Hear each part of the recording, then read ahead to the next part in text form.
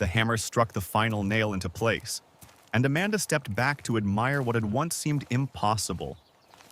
A beautiful mountain cabin stood where only rotting timber and broken dreams had existed months ago. She watched as Rex, her loyal German shepherd, bounded through the pristine snow toward their warm, glowing home. The transformation wasn't just in the cabin, it was within herself. Yet, the journey to this moment had tested every fiber of her being, and there were times when even Rex's unwavering loyalty wasn't enough to keep her from surrendering completely. Amanda Walker had once been the kind of woman other women envied. At 38, she owned a thriving architectural firm in Denver, drove a BMW, and lived in a house featured in design magazines. Her husband Michael was handsome and successful in his own right as a real estate investor. They seemed to have everything figured out. But success, Amanda would learn, could crumble faster than poorly mixed concrete. It began with a luxury resort project in Aspen. What should have been her crowning achievement became her funeral pyre. Michael had convinced her to invest everything, their savings, their home equity, even loans against her business, into the development, assuring her the returns would secure their future forever. "Trust me, Amanda," Michael had said, his hand warm against her cheek. "This is the opportunity of a lifetime." The deception was revealed one frigid February morning. Amanda had arrived at the project office unexpectedly, wanting to surprise Michael with coffee and pastries. Instead, she found him embracing Sarah Landry, his longtime financial advisor and secret lover. Financial statements scattered across the desk told the rest of the story. Funds diverted, signatures forged, accounts emptied. "How long have you two been planning this?" Amanda asked, her voice hollow as the coffee cups tumbled from her hands. Michael didn't even have the decency to look ashamed. "Almost a year. The Aspen project was never viable. It was just a way to consolidate your assets where we could access them." "Everything we built, was it all a lie?" Sarah stepped forward, straightening her blouse. "Business is business, Amanda. Nothing personal." Within weeks, the lawsuits began. Contractors who hadn't been paid filed liens. Suppliers demanded immediate payment. The bank called in loans Amanda had believed secure. Michael disappeared with Sarah to the Cayman Islands, taking most of their assets and leaving Amanda to face 17 different civil suits alone. Their beautiful home was foreclosed within 30 days. All that remained was her old pickup truck, the one Michael had insisted she get rid of, and Rex, their 3-year-old German shepherd. Michael had given Rex to Amanda for her birthday 2 years earlier, back when they could afford purebred dogs and lavish gifts. "Well, boy," Amanda whispered, her voice cracking as they watched the sheriff post notices on their front door. "Looks like it's just you and me now." Rex's tail wagged once, tentatively, as if unsure whether this was good or bad news, but willing to face it either way. For 3 weeks, Amanda and Rex lived out of her pickup truck, moving between cheap motels, eating fast food, and trying to determine what to do next. Work as an architect was impossible to find. Her reputation had been destroyed by the bankruptcy and lawsuits. Even former colleagues seemed nervous around her, as if financial ruin might be contagious. On a cold night parked at a mountain rest stop, Amanda remembered something her grandfather had told her years ago. He had been a prospector in the 1940s, one of those tough old men who spent their lives searching for silver and gold in the Rockies. "Some of those old places are still standing," he had said. "Remote as hell. But if a person needed to disappear for a while, needed to think things through without the world breathing down their neck, well, the mountains have always been good for that." The memory sparked something in Amanda that had been dormant since her collapse. Hope, or at least curiosity. She pulled out her phone and began researching old mining claims. Hours later, she found references to Silverton Ridge, about 60 miles southwest of Denver. According to a 1952 mining survey, there had been several structures there.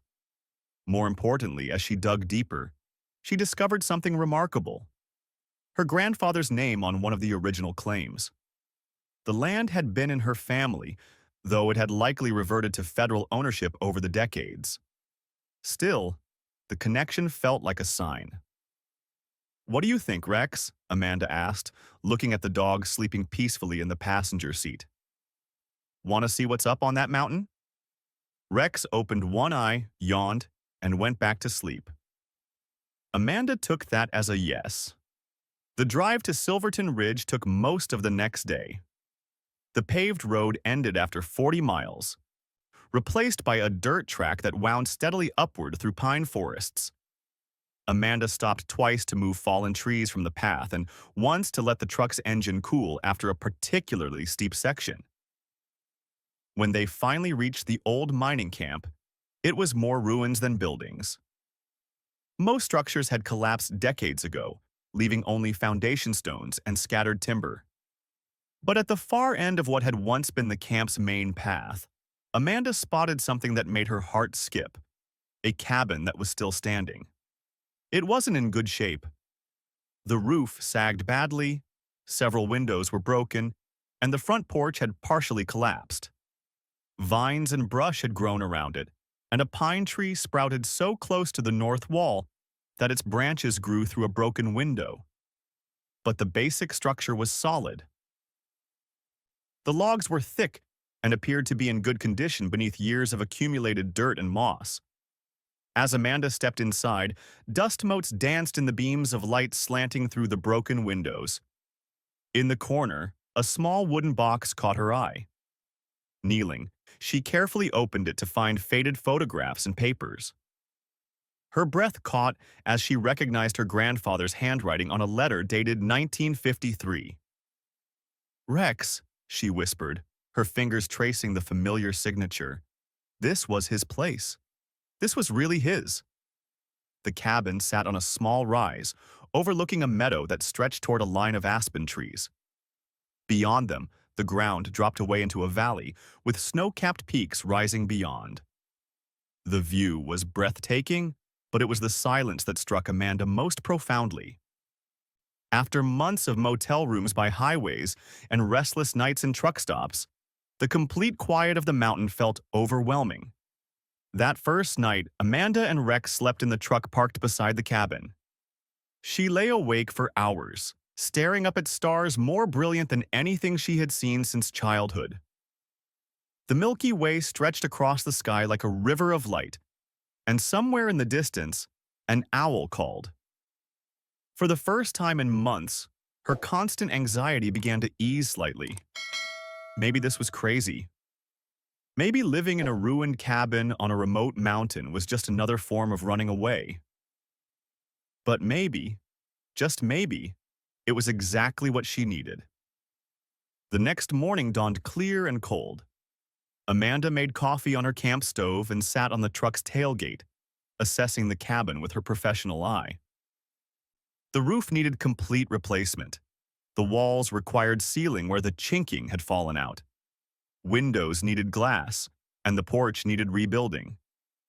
It would be challenging, but with her architectural knowledge, it was doable. Her first trip to the nearest town for supplies revealed the initial obstacle to her plan. The hardware store owner, a grizzled man named Pete, eyed her skeptically as she loaded sheets of corrugated metal into her truck. "Silverton Ridge, eh?" Pete said. "Haven't had anybody up there in years. You planning on staying long?" "I'm not sure yet," Amanda replied. "Just fixing up an old cabin." "Alone?" "No offense, ma'am, but that's man's work." Amanda smiled tightly. "I'm an architect. I know what I'm doing." As she paid for her supplies, a woman in her 60s approached. "You're the one heading up to Silverton Ridge?" Her tone was more curious than judgmental. "Yes, I am. Amanda Walker." "Eleanor Thompson, I'm the mayor here." Her expression grew serious. "You should know that land's been in dispute for years. Apex Mining has filed claims on most of that mountain. They've been buying up old claims, pressuring owners to sell. They're not people you want to cross." The cabin was my grandfather's, Amanda explained, showing Eleanor the old papers she'd found. I'm just reclaiming what's mine. Eleanor studied the documents. These might help you, but Apex has lawyers and government connections. Just be careful up there. The warning followed Amanda back to the mountain, but she pushed it aside. She had more immediate concerns, making the cabin habitable before winter truly set in. Installing the new roof took 3 days of working from sunrise to sunset. The physical labor felt good, and Rex proved to be surprisingly helpful company, somehow sensing when Amanda needed a tool handed to her or when it was time to take a break. The dog adapted to mountain life with ease, spending days exploring the surrounding forest and evenings lying by Amanda's feet as she planned the next day's work. After the roof, Amanda sealed the gaps between logs with a mixture of clay, straw, and moss, a technique she'd researched that matched the cabin's original construction. She replaced broken windows with new glass, rebuilt the porch, and constructed a small woodshed. Each improvement felt like a victory against the elements and against the failures that had driven her here. The first major challenge came one night in early October. Rex awakened Amanda with low, rumbling growls that seemed to come from deep in his chest. Grabbing a flashlight, she peered out the window to see a massive black bear methodically destroying the wooden crate where she stored her non-perishable food. They watched through the window as the bear spent nearly an hour investigating every container, eating what appealed to it and scattering the rest across the meadow. In the morning, Amanda surveyed the damage. The bear had consumed her entire supply of honey, trail mix, and most of her canned goods, tearing apart the flimsy wooden crate as if it were cardboard. Pete was both sympathetic and unsurprised when Amanda described the incident during her next supply run. Black bears have noses that can smell food from miles away, he explained. If you're going to live up there, you need a proper bear-proof storage system. Amanda invested in heavy-duty metal containers and learned to keep her campsite meticulously clean. She also researched bear behavior, learning to read signs of their presence and understanding when to be cautious. The experience humbled her, but also deepened her respect for the wilderness that had become her home. As winter approached, Amanda's isolation intensified. The first snow fell in early November, transforming the landscape into a pristine wonderland that took her breath away. Rex bounded through the drifts with puppyish delight, his dark coat contrasting beautifully with the white landscape. But beauty came with challenges. Amanda learned to chop firewood effectively, keeping the cabin's wood stove burning through increasingly cold nights. She installed solar panels salvaged from a junkyard to power basic lights and a small radio. She developed systems for collecting and melting snow when the nearby stream froze. Through it all, Amanda's body changed. The constant physical work rebuilt muscle she had lost during months of stress eating and sleepless nights. Her hands grew calloused, her arms stronger, her face weathered by mountain sun and wind. But it was her mental transformation that surprised her most. The constant anxiety that had plagued her since Michael's betrayal began to fade, replaced by a sense of calm she hadn't experienced in years. There was something about the vastness of the mountains, the silence of the forest, and the simple challenges of daily survival that put her former problems into perspective. The bankruptcy that had seemed like the end of the world now felt like something that had happened to someone else in another life. This isn't to say the transition was easy. There were nights when Amanda lay awake wondering if she had lost her mind, if living alone on a mountain with only a dog for company was just an elaborate form of giving up. There were days when the isolation felt crushing, when she found herself talking to Rex for hours just to hear a voice, even her own. In December, a severe storm moved through the area, bringing not just snow, but ice that coated everything in a treacherous glaze. The weight of the ice brought down several large pine trees, including one that crashed across the dirt road. Amanda's only connection to the outside world. For nearly a week, she and Rex were completely cut off. More problematically, The ice storm damaged her solar panel system, leaving her without electricity for lighting or radio communication. They lived by candlelight and oil lamps, conserving stored food and melting snow for water when the pipes froze. The cabin's wood stove provided warmth, but only as Amanda carefully managed their firewood supply. Rex stayed closer to her than usual, as if understanding they needed to conserve energy and remain calm. The dog's steady presence became Amanda's psychological anchor during those long, dark days when she couldn't be sure when, or if, she would be able to get back down the mountain. On the fourth day, as temperatures plummeted to 20 below zero and their firewood supply dwindled dangerously, Amanda faced her first moment of true fear. What if they couldn't last until the thaw? What if no one knew or cared they were stranded? That night, huddled with Rex under every blanket she owned, Amanda made a decision that surprised her with its clarity. Even if she could clear the road and drive to town, she realized she didn't want to. The enforced solitude had been challenging, but it hadn't broken her. Instead, it had revealed a strength she never knew she possessed. "We're going to be okay, Rex," she said, scratching behind his ears as they sat by the stove. "This is home now. Whatever comes, we face it together." The next morning, Amanda awoke to the sound of an engine. Outside, she found Dorothy Hanson, the woman she'd met briefly in town, approaching on a snowmobile. "Thought you might need checking on after that storm," Dorothy called, her breath visible in the frigid air.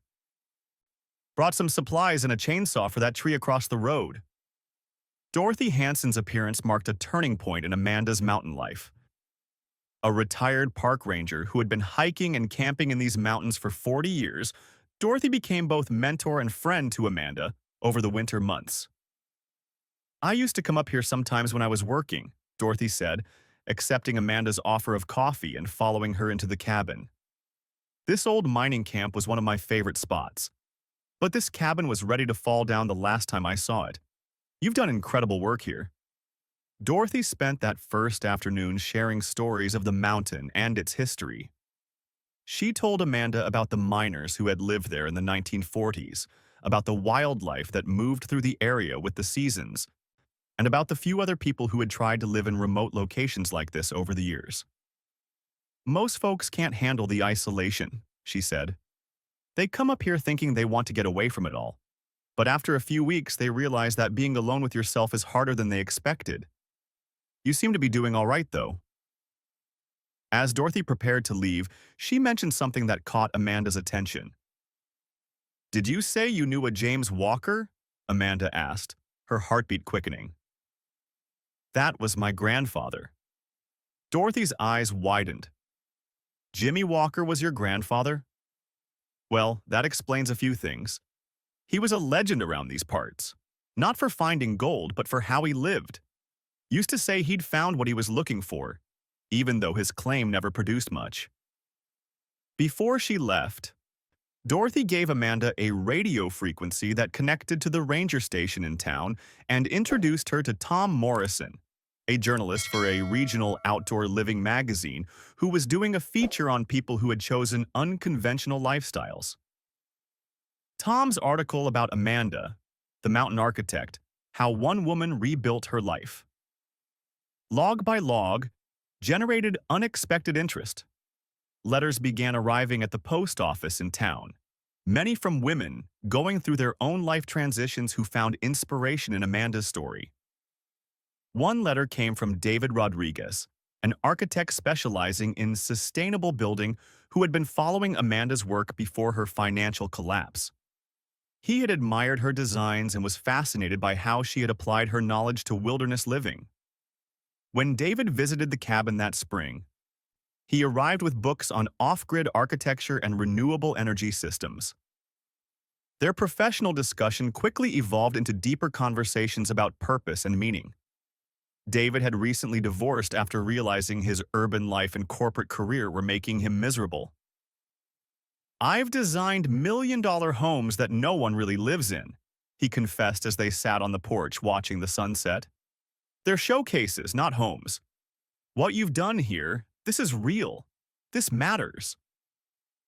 Their connection deepened over subsequent visits, but just as their relationship began to blossom, a new threat emerged. One morning, Amanda awoke to the sound of heavy machinery. Following the noise, she hiked to a ridge overlooking the next valley and was shocked to see excavators and drilling equipment being unloaded. Apex Mining had begun operations just 2 miles from her cabin. 2 days later, representatives from the company arrived at her doorstep, accompanied by a county sheriff's deputy. They presented Amanda with legal papers claiming ownership of the entire ridge, including her cabin site, and ordered her to vacate within 30 days. This land has been slated for environmental assessment before mining operations begin, the company representative explained with rehearsed sympathy. I'm afraid your presence here is unauthorized and unsafe. Amanda stood her ground. My grandfather owned this claim. I have the original papers. Those claims expired decades ago, Ms. Walker. Apex has followed all proper procedures to acquire the mineral rights. The man's smile didn't reach his eyes. And between you and me, we've already got the county commissioners and federal inspectors in our pocket. I suggest you find a good lawyer, or better yet, just move on. After they left, Amanda sat on the porch steps, hands trembling. Everything she had built over the past year was being threatened. Rex nudged her hand with his nose, his warm presence a reminder that she wasn't alone. That night, Amanda woke to Rex's warning growl. Outside, she caught the beam of flashlights moving around her property. By morning, she discovered someone had tampered with her solar panels and damaged her truck's engine. The message was clear. Apex wasn't waiting for legal proceedings. With David's help, Amanda found a lawyer in Denver who specialized in land rights and mining claims. The original papers from her grandfather's box became central to her case, but they needed more evidence to prove continuous family connection to the property and to expose Apex's intimidation tactics. The search led Amanda back to Dorothy, who introduced her to old-timers who remembered James Walker. More importantly, Dorothy helped Amanda access historical archives that documented her grandfather's ownership and the questionable methods Apex had used to acquire surrounding properties, including bribery of local officials. Amanda's legal battle against Apex Mining caught the attention of environmental groups concerned about the company's poor record of land reclamation after mining operations. Local residents, initially wary of the outsider, began to side with Amanda after seeing how respectfully she treated the mountain. They tried to buy me out 20 years ago, Eleanor Thompson confided during a community meeting. When I refused, strange things started happening. Vandalism, threats. But there were too many of us then to intimidate. Now they're picking us off one by one. As the case progressed through courts, Amanda continued improving the cabin and exploring the surrounding wilderness. During one such exploration, she discovered the remains of another mining operation much older than her grandfather's. Among the ruins, she found a large boulder covered with carved initials and messages. One message, carved in careful block letters, read, J. Walker, 1953, found what I was looking for. Amanda traced the letters with her fingers, understanding now what her grandfather had truly discovered here. Not gold or silver, but a different kind of wealth altogether. She took out her pocket knife and, after a moment's hesitation, carved her own message below his. A. Walker, 2024. Still finding it. The legal battle reached its climax during a tense summer hearing. Amanda's lawyer presented newly discovered documents showing that James Walker had paid taxes on the property until his death, and that Amanda, as his direct descendant, had a legitimate claim to the cabin site and surrounding 5 acres. More damaging to Apex, they presented evidence of the company's intimidation tactics and environmental violations. The judge ruled in Amanda's favor, citing both the family's historical connection and Apex's questionable acquisition methods. Amanda would retain ownership of her cabin and immediate surroundings. though Apex could proceed with limited operations in other areas pending environmental impact studies. This isn't just about one cabin on a mountain, Amanda told reporters on the courthouse steps. It's about whether we value our wild places and our heritage more than quick profits. As Amanda stood victorious outside the courthouse, a familiar figure approached. Michael, her ex-husband. He looked older, diminished somehow, his designer clothes replaced by off-the-rack jeans and a flannel shirt. "I saw your story in the magazine," he said, eyes downcast. "You've done well for yourself." "What happened to Paradise with Sarah?" Amanda asked evenly. Michael's laugh was bitter. "She left 6 months ago, took what was left of our money. Turns out I wasn't such a great investment after all." "And now you're here because?" "I thought maybe we could try again. I've changed, Amanda. I've learned what matters." Amanda studied the man she had once loved, feeling not anger but something closer to pity. "The workshops are open to anyone who wants to learn, Michael. But there's no us anymore. That part of my life is over. I'm building something new now." The idea of the Mountain Skills Institute had been forming for months. What if she could create a place where people could experience mountain living without making the complete commitment she had made? What if she could offer workshops that taught practical skills while also providing the psychological benefits of wilderness immersion? With proper permits and David's architectural expertise, Amanda built 3 additional cabins using sustainable techniques and materials. Stuffies, each became a teaching tool as well as accommodation for visitors. Dorothy Hansen became an instructor, teaching wilderness safety and local ecology. David's role evolved from occasional visitor to essential partner. Their relationship deepened, built on mutual respect and shared values rather than the superficial attractions that had characterized her marriage to Michael. "I want to be part of this," David told her one evening, taking her hand as they watched the sunset from the cabin porch. "Not just the Institute, but your life. I love you, Amanda. I love who you are and what you've built here." "I love you too," Amanda replied, surprising herself with how easily the words came. "But I need you to understand. This mountain, this life, it's not a phase or a reaction to what happened. It's who I am now." David smiled. "I wouldn't want to change a thing about you or this place. I just want to share it with you." 3 months later, David moved into a small house in the nearest town, close enough to help with the Institute while giving Amanda the space she still sometimes needed. Their relationship found its own rhythm, neither conventional nor defined by old patterns. The first official workshop group arrived in early summer, 8 people seeking alternatives to conventional lifestyles.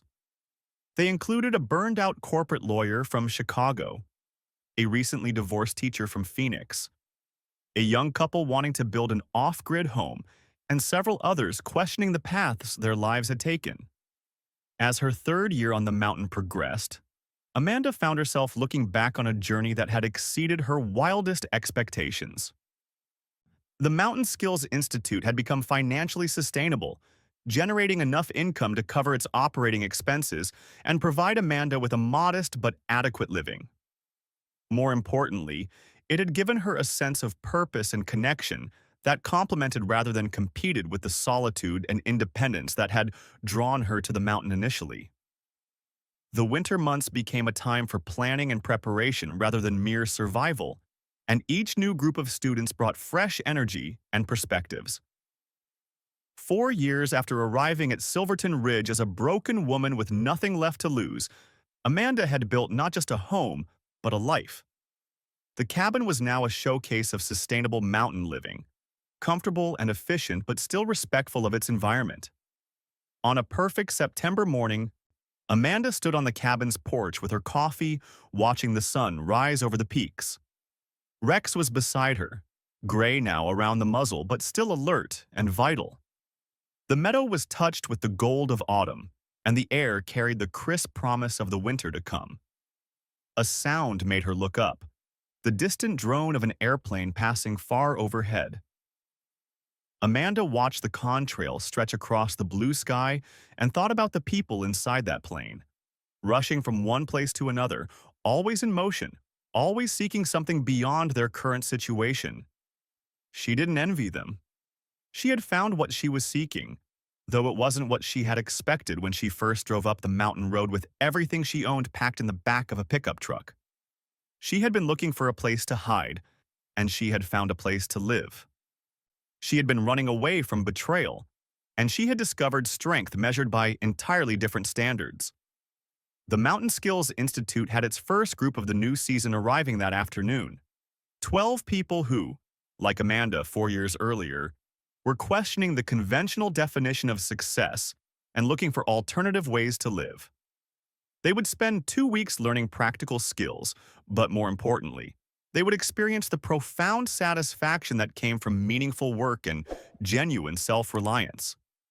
In the distance, David's truck appeared on the winding mountain road, right on schedule. He would help with today's preparations as he did every opening day. Their partnership, in work and in love, had found its own unique balance, neither conventional nor compromised. Amanda smiled as she thought about the transformation she would witness over the coming weeks. Not everyone who came to the mountain would make the dramatic life changes she had made, but everyone would leave with a better understanding of what was possible when you stopped allowing other people's definitions of success to control your choices. Rex stretched and yawned, ready for another day of mountain adventures. Amanda scratched him behind the ears and went inside to begin another day in the life she had built with her own hands in partnership with the mountain that had become her home and her teacher. The broken woman who had arrived here 4 years ago was gone forever, replaced by someone who had learned that sometimes losing everything is the only way to discover what you actually need. And what Amanda needed was exactly what she had: a warm home, a faithful companion, meaningful work, the love of a good man, and the endless peace of the mountains. She had found wealth that couldn't be taken away by betrayal or lost in market crashes. She had found security that didn't depend on others' approval, and success measured not in dollars but in the simple satisfaction of a life well lived. As she stepped back inside to prepare for the new arrivals, Amanda passed the framed photograph of her grandfather that now hung beside the door. "You were right," she whispered. "I found exactly what I was looking for."